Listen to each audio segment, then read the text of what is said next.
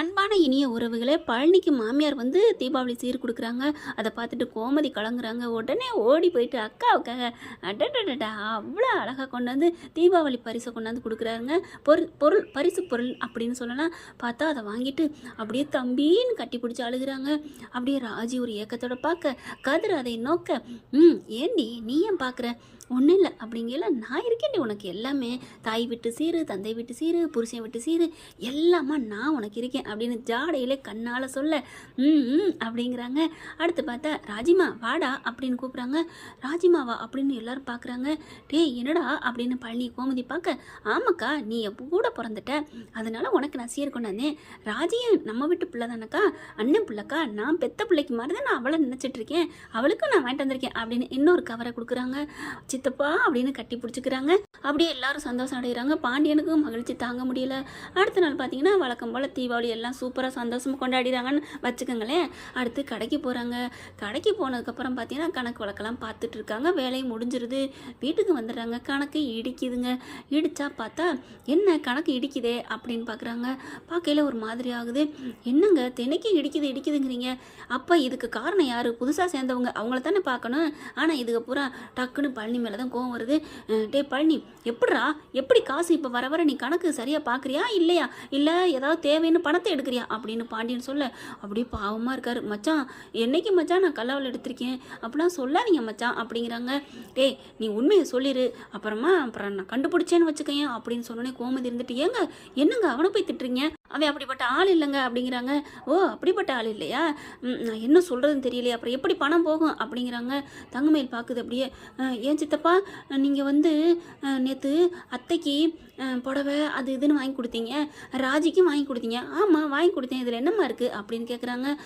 அதுக்கெல்லாம் மாமா தான் காசு கொடுக்கலன்னு சொல்லுவீங்களே, அப்புறம் உங்களுக்கு ஏது மாமா, ஏது சித்தப்பா இந்த காசு அப்படின்னு கேட்க, அப்படியே தூக்கி வாரி போடுது கோமதிக்கு. ஏய் தங்கமயில் சும்மா இருக்க மாட்டியாடி அப்படின்ட்டு உடனே சோனியாவுக்கு சுருன்னு கோவம் வருது. பாண்டியன் பார்க்குறாங்க. ஆமாம்ல கரெக்டாக சொன்னம்மா, ஏண்டா இதெல்லாம் பொருள் வாங்கிட்டு வந்தியே, நான் அப்போவே நினச்சேன், ஏதுடா உனக்கு பணம், ஏதுடா சொல்லு, கல்லாவில் கை வச்சியா. கதிர் கோவம் வருது. அப்பா என்னப்பா நீங்கள் பேசுகிறீங்க, ஒரு பொருள் வாங்கிட்டு வந்துட்டா உடனே அவர்கிட்ட காசு இருக்காது, அவர் இதில் தான் கையை வச்சிருப்பாரு, கலவன்றிருப்பார் அப்படின்னு நீங்கள் நினைக்கிறீங்களா. டே நீ பேசாதடா, நீ கை வைக்கிற ஆள் தானே, அப்போ அவன் எடுக்கலன்னா உன் மாமன் எடுக்கல, நீ எடுத்திருக்கியா அப்படிங்கிறாங்க.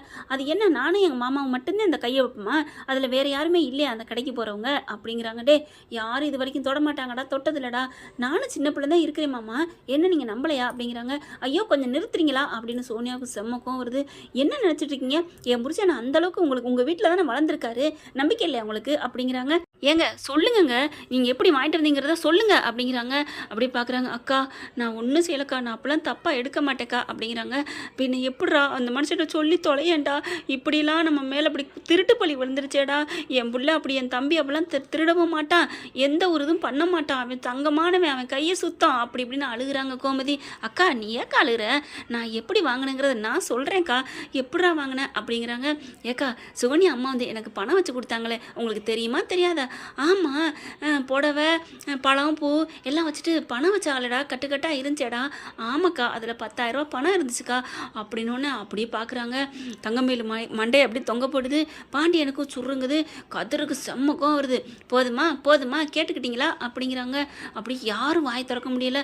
அந்த பணத்தில் தான்க்கா நான் வாங்கிட்டு வந்தேன், நான் அப்புறம் எப்படிக்கா 10,000 ரூபா பணத்தை போய் நான் இதில் போய் எடுக்க முடியுமா, 2 பேருக்கு ட்ரெஸ் எடுத்தேன், பூ பழம் இது ஸ்வீட்டு இதெல்லாம் வாங்கினேன், கரெக்டாக 10,000 வந்துச்சுக்கா, அதுக்குள்ளே கூட ஒரு 50 ரூபா மிச்சம் தாக்கா வந்துச்சு, அந்த 50 ரூபா கூட இருந்தால் வச்சுருக்கேன்க்கா, நான் ஒன்றும் செலவு பண்ணலக்கா, நான் என்னக்கா எனக்கு செலவு இருக்குது, உங்களுக்கு ஒன்று தெரியுமா, அந்த 10,000த்தில் என் பொண்டாடிக்கு கூட நான் ஒன்றும் வாங்கி கொடுக்கலக்கா அப்படின்னு சொன்னோன்னே சுகன்யா கோவம் வருது. போதுமா கேட்டுக்கிட்டீங்களா, என் புருஷன் மேலே பழி போட்டிங்களே, போதும், இந்த வீட்டுக்கு நன்றி கட்ட வீட்டுக்கு நீங்கள் உழைச்சது மாடா உழைச்சது போதும், நீ மரியாதையாக நீ இப்போ வீட்டுக்கு வர்ற வல்லேன்னு வச்சுக்கேன் அப்படின்னு காய்ச்சி மூச்சுன்னு கத்த.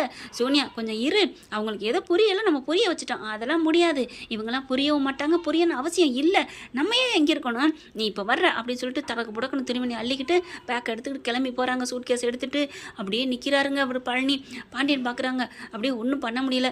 சாரிடா மன்னிச்சுக்கடா, ஏதோ தெரியாமல் கேட்டுட்டேன், ஆனால் பணம் எப்படி போகுதுன்னு தெரியலையடா, அதை நீங்கள் தான்ப்பா கண்டுபிடிக்கணும் அப்படின்னு கதிர் வேகமாக கத்துறாங்க. மாமா நீங்கள் எதுவும் தப்பாக நினைக்காதீங்க மாமா அப்படிங்கிறாங்க.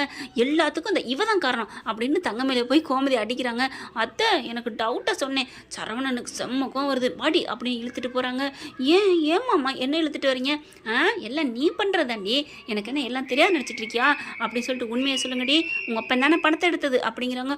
ஐயோ மாமா அப்படிலாம் இல்லை, நிறுத்துடி, நாடகம் ஆடாதடி, நான் தான் கண்ணால் பார்த்தேனடி, அப்புறம் என்னடி அப்படிங்கிறாங்க. மரியாதையாக அம்மா கிட்ட நீ ஒத்துக்கிற, அப்பா கிட்ட வந்து சொல்கிற எங்கள் அப்பா தான் எடுத்தாருன்னு. மாமா அப்படிலாம் இல்லை மாமா அப்படின்னு மறுபடியும் சொல்லுது. நான் இப்போவே போகிறேன்டி அப்படிங்கிற காலில் கீழே விழுந்து அழுகுது.